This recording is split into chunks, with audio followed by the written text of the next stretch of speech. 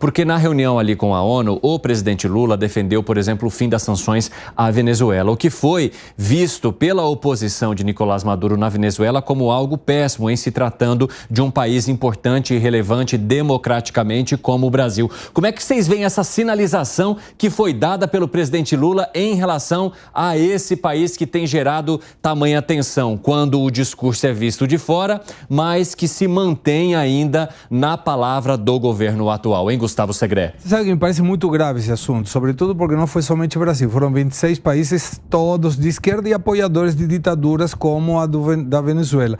Mas nos argumentos parte de premissas erradas, porque o presidente Lula, Brasil na realidade, não era o presidente Lula, o Brasil, ele defendia o término do bloqueio econômico porque a Venezuela tivesse, teoricamente, feito algumas coisas, como, por exemplo, cortado a polícia política. Mas, na realidade, o que a Venezuela fez foi mudar o nome dessa polícia. Não foi que aboliu a polícia e não tem mais um. Não, tirou o nome e trocou o nome. Agora tem outro nome para a mesma polícia.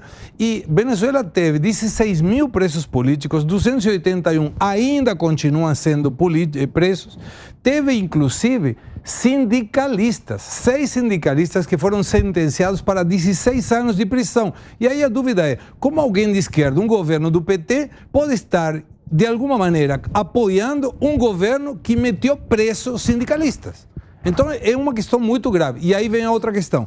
Não tem a contrapartida, ou seja, o que o Brasil está pedindo é dizer, gente, vamos liberar o bloqueio, que se a gente liberar o bloqueio, a Venezuela não vai ser mais ditadura, então vai ser agora transparente para as eleições. Lembrando que a Venezuela proibiu vereadores europeus de irem lá a verificar no ano que vem as eleições, então dá a sensação como que está passando o pano sem pedir nenhuma coisa em contrapartida. Está errado. Bom, o pessoal da rádio está de volta agora e a gente está debatendo o pedido do Brasil na ONU para ou pelo fim da sanção contra a Venezuela, ou das sanções. Isso pega mal na comunidade internacional, hein, Fábio Piperno?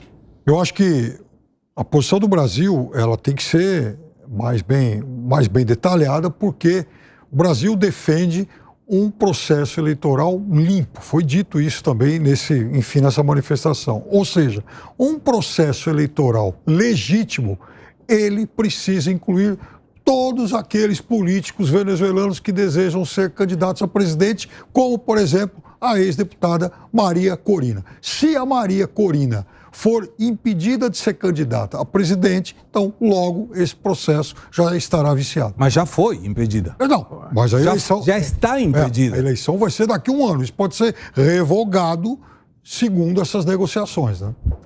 Fala, Dávila. Piperno, qual é a chance de ter eleição limpa e livre na Venezuela? Pelo amor de Deus, Piperno. Isso aí não, nem você acredita nisso, vai, Piperno? Eu quero dizer o seguinte, você acredita nessa história. A negociação. Mas que negociação? Se tiver eleição limpa e livre, o Maduro é destruído. O problema da diplomacia brasileira é que não é mais uma diplomacia que defende os interesses do Estado brasileiro. É uma diplomacia de militante política de esquerda, que apoia ditadores de esquerda, que não está nem aí para o interesse nacional. E este é gravíssimo, esse problema, porque o Brasil está perdendo não só a reputação internacional, defendendo ditaduras, que é um total absurdo, e negligenciando, ignorando os assuntos onde nós poderíamos ter voz no cenário internacional, que é a questão do meio ambiente, que é fundamental para o Brasil ter voz, e o Brasil ignora os assuntos que são importantes para a gente, como é o tratado que o Brasil tem que assinar do Mercosul com a Comunidade Europeia para aumentar os nossos mercados, e fica aí alisando o ditador. Isso não é política externa de um país sério, que é a 10ª economia do mundo. Isso é um país de uma política externa militante que volta para a sua plateia e prejudica os interesses nacionais. Pessoal, tenho 15 segundos para você, Gani. Pega mal perante a comunidade internacional, perante a nossa própria população, e coloca o TSE em maus lençóis, porque não podia falar que o atual presidente era apoiador de Nicolás Maduro. Quem apoiou essa medida? Rapidinho. Rússia, China, Zimbábue, Brasil, Argentina, Egito, Nicarágua. Gente, tá aí.